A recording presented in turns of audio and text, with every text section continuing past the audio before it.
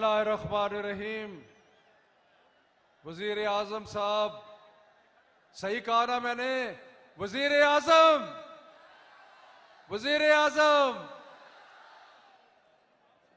वजीर आजम साहब, मेरे अजीज दोस्तों, साथियों, सबसे पहले तो आपको मुबारकबाद। ये इस अजीम शान फकीदुल मिसाल जलसे पे आपको मुबारक देता हूँ।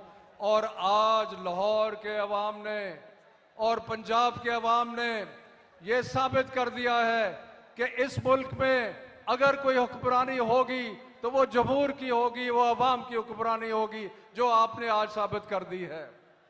जनाब वजीर आज़म साहब, यहां पे जो साजिश की गई वो सिर्फ आपके खिलाफ साजिश नहीं थी, वो पाकिस्तान के खिलाफ साजिश थी। इसलिए कि पाकिस्तान तरक्की की तरफ गामजन था, हमारी मैशत बेहतर हो रही थी, हमारी बहुत सारे एक्सपोर्ट्स बढ़ रहे थे, हमारी इंडस्ट्री तरक्की कर रही थी, हमारी कंस्ट्रक्शन इंडस्ट्री आगे जा रही थी। तो उस सारे चीज को धक्का लगाया गया, उस सारे चीज को नुकसान पहुंचाया गया। इसलिए मैं ये कहता हूं कि ये पाकिस्तान के खिलाफ साजिश है।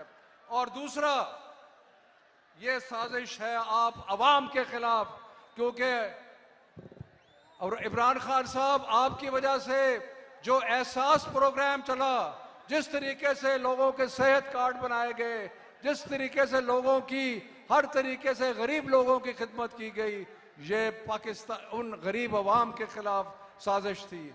और तीसरी साजिश, ये एक आज़ाद मुमलकत, एक आज़ाद खारजा पॉलिसी के खिलाफ साजिश थी, जिसकी वजह से ये पाकिस्तान को जो पहले महकूम रखते थे, अब भी इनकी ख्वाहिश है कि पाकिस्तान महकूम रखे।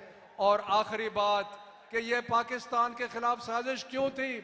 तहरीक इंसाफ वो वाहिद पार्टी है जो हर जगह है। ये नून लीग सेंट्रल पंजाब की पार्टी, पीपल पार्टी, ये सिंध की पार्टी, और कोई बलोचिस्तान की पार्टी है कहीं। अगर कोई मुल्कवीर पार्टी है तो पाकिस्तान तहरीक इंसाफ है, जिसने पाकिस्तान को इकट्ठा रखा हुआ है, वो पाकिस्तान तहरीक इंसाफ है। और इनका तो ये हाल है कि एक बाप वहां पर बैठा है, बेटा यहां पर आने की कोशिश कर रहा है, एक बाप उधर बैठा है, उसका बेटा, इनको 20 करोड़ अवाम में से और कोई नहीं मिलता। तो इसलिए एक ही पाकिस्तान का मुस्तकबिल एक ही शख्स के साथ जुड़ा है। और इसलिए हम सारे कहते हैं, कौन बचाएगा पाकिस्तान? कौन बचाएगा पाकिस्तान? पाकिस्तान